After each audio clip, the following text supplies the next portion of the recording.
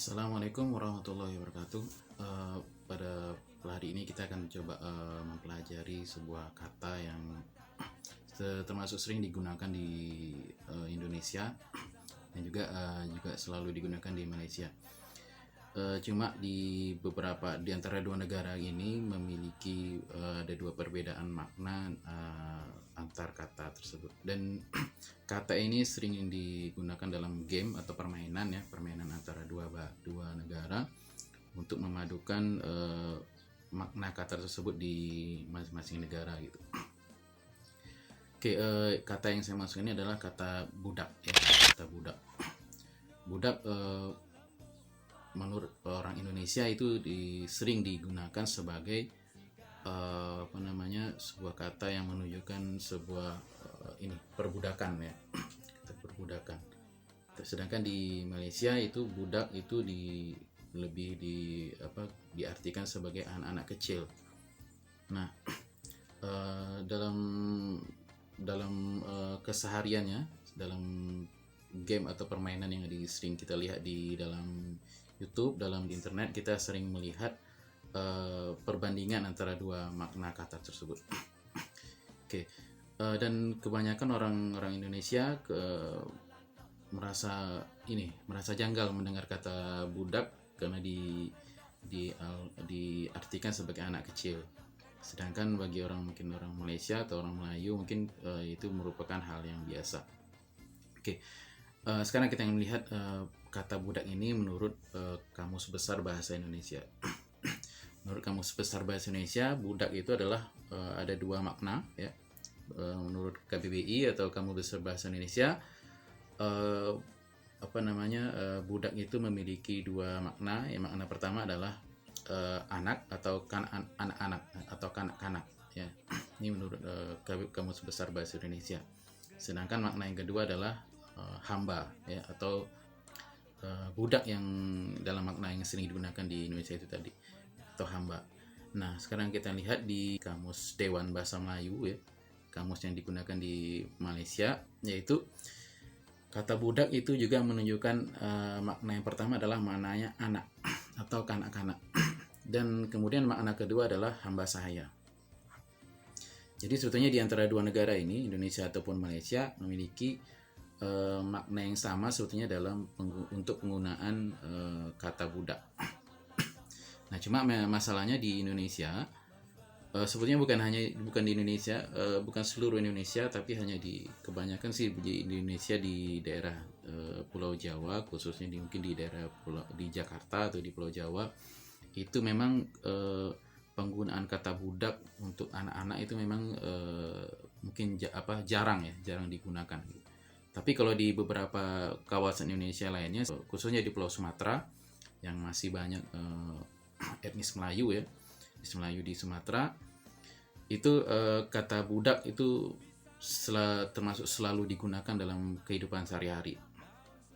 Apalagi mungkin di daerah-daerah yang masih menggunakan dialek Melayu dalam tutur bahasa sehari-harinya, itu masih menggunakan kata budak. Jadi ketika misalnya saya yang orang domisili di Sumatera, khususnya di Provinsi Riau ya, yang merupakan tanah Melayu istilahnya, ketika kita mendengar kata budak di Malaysia itu merupakan suatu yang tidak janggal gitu, suatu yang lazim kita dengar dalam sehari-hari. Nah, tapi memang berbeda ketika mereka yang berada di Pulau Jawa, mungkin di Jakarta, ketika mendengar orang Melayu menggunakan kata budak untuk peruntukan untuk anak-anak, itu mereka janggal, sebab budak dalam keseharian mereka itu sebagai hamba sahaya itu tadi. Contoh penggunaan kata budak dalam bahasa Melayu ya, atau dalam bahasa Indonesia di Provinsi Riau atau di beberapa daerah di Provinsi Riau. Karena di Provinsi Riau sendiri dialeknya juga banyak juga gitu. Dialek Melayunya juga banyak. Beberapa kabupaten itu memiliki dialek yang berbeda satu sama lainnya.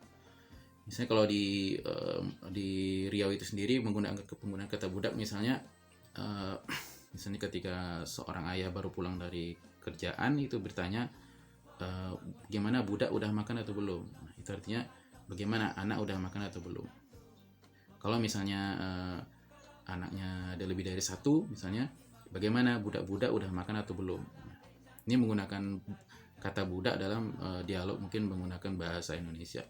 Tapi kalau misalnya dialog dalam menggunakan bahasa Melayu, bahasa budak dengan menggunakan dialek Melayu, mungkin kurang lebih sama.